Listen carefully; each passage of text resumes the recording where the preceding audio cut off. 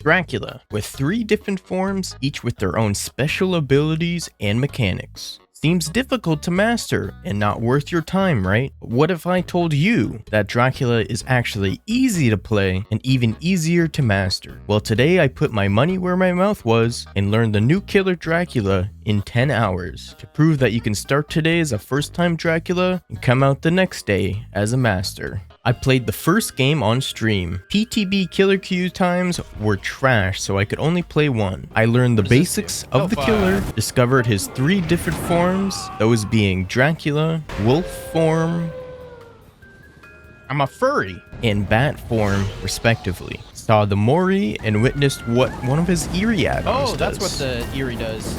In the second match, I tried to figure out his bat form. You can use the bat form to traverse the map. It gives undetectable like Wraith. It still makes sound in-game, however. It seems to still make a decent amount of sound. You can fly over things like dropped pallets and windows, which is pretty cool as well. Next match, I changed my key bindings for changing forms, because you spam it a lot. That's much better. Much better. Cube of Zoe add-on is super fun. Every time a gen is completed, fire erupts around you for a few seconds each time. You're cooked. In the following match, I learned that his fire attack can bug out sometimes and not go over loops. Hello? What? His wolf form is also not very good. It's supposed to be fast with effective anti-loop like Demo with his 2 pounce attack. However, it seems that it's better to just stay in his Dracula and bat forms, at least during this PTB. His scent orbs and killer instinct from fast vaults are underwhelming and kinda useless as well in his wolf form. I feel like this is slower than his vampire form. Am I wrong? Oh, what the? Next match, we got a PTB classic. People began instantly DCing for 0 reason.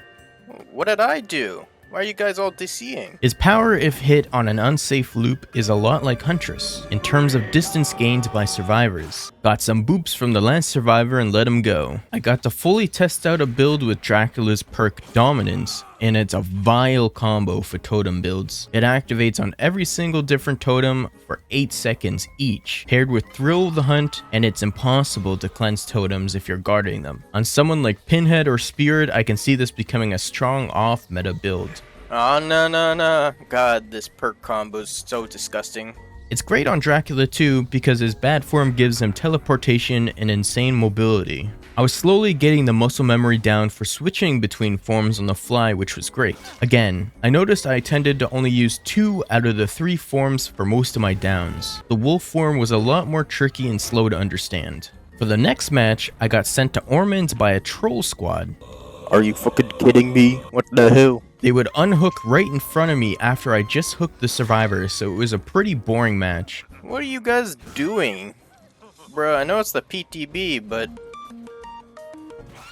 I did try a build centered around his teachable perk, Human Greed, to try and get survivors to open chests and play for items. But it didn't really work out because it was a troll squad not playing normally. They didn't seem too happy that their attempted swift trolling didn't pan out. Did this motherfucker really DC? I had gotten used to the 3 forms and each of their unique powers and wanted to rank them according to how good they are. Alright, here's the thing. Vampire form number 1. Think bat form, 2nd place. Wolf form, kinda trash, not gonna lie. This game, I learned that Dracula's wolf form could also do little break animations if you hit the pallet with your doggy dash. I tried a full endgame build with his add-on that creates infinite fire pillars when the exit gates are opened. I got all the hooks I needed, and when the endgame rolled around, I almost got a Blood Warden play, but I had to zone a player while trying to carry another to a hook, which resulted in this. Ah, god damn it. But the Eerie add-on came in clutch for the 2nd time in a row against the survivor. You mad? You mad? He was very confused in the endgame. I tried the endgame build with the Eerie add-on again. I got the game and had some silly moments during the match, like me in bad form diving headfirst into the basement. I'm Batman. What's up? Or me trapping 2 of the survivors in a room and being able to injure them at the same time. I found this terrible lighting bug as well during the match. My eyes! My eyes! When they finished all the gens, I instantly opened the gate and became the final boss of the endgame. With pillars of fire all around me and no one tucked under my belt, I got Blood Warden working and they tried to go to the other gate I wasn't guarding, but their fate was sealed already, and both of them died to the entity. The next game, I wanted to try a full-on werewolf build by using only chase perks and never using my vampire form. I would use the bat form to move around the map quickly, and whenever I found a survivor, I would only use my wolf form. The main drawbacks of Dracula's wolf form is that he's slow, and his double lunge attack is predictable and difficult to master. But I didn't do terrible this game. I really got used to the distance and cooldown of his lunge attack. I would still recommend you use his Hellfire attack in his Dracula form, but if you're looking for anti-loop that's a little more mechanical and fast-paced, then you'll like his wolf form a lot. The main draw of the three forms are obviously Bat for movement, Dracula for chase, and Wolf for tracking. I just wish they made his wolf form a little more viable because it is by far one of the cutest things added to this game. Never mind. That is the funniest not in the game. I saw Dracula as a full-on Batman when I was snuffing out a boon totem. Never want to see that again. Oh, what the hell is that? I also learned that his Hellfire special attack can go downstairs, which means getting sent to the basement against a Dracula is pretty much a guaranteed trade at least. I figured out why his Hellfire attack works on certain loops, but not others. It will only go through walls that are survivor height and below, so anything taller than that will get absorbed by the tile or object you're trying to shoot through. Why didn't that... Is it height based? I think it's height based. For the next match, I used a rather silly build. I tested out what objects he could and couldn't shoot through throughout the match and got a pretty good idea of which tiles work and which don't for his base form. Why did that one work? Isn't that taller than them? Dracula's grab animation is bugged, so you get a weird interaction like this. There's still this bug where the pallet eats your fire even though it should be able to be shot through. Oh, epic. The survivors were doing some silly strats during this match as well. You done for... What? Nani? Where'd you go?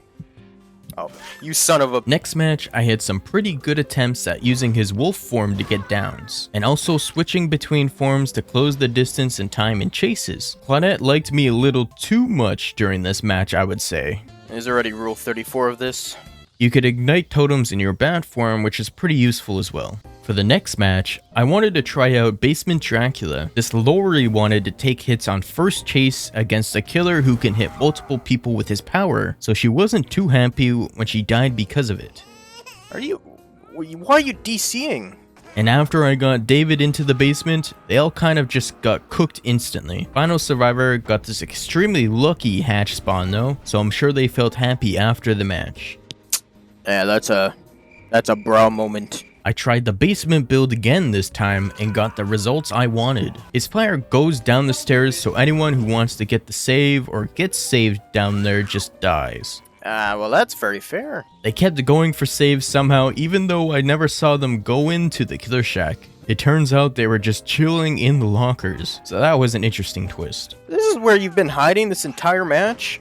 I've been looking for you this entire time, bro. What the f- Survivors this match brought a map offering and a hatch offering. I got 4 stacks of my Devour Hope, and I was waiting on a slugged person for the 5th so I can Mori them. But they purposely didn't save the survivor and instead hunted for my totem, and I got a bit unlucky with the spawn with the 50-50 luck, so I couldn't Mori the survivor after they cleansed it. Yeah, that's a bit unlucky. It was either that totem or the other one, so... I used his bat's form power to teleport behind this survivor, since she was thinking I wouldn't appear behind her after just hooking someone in front of her.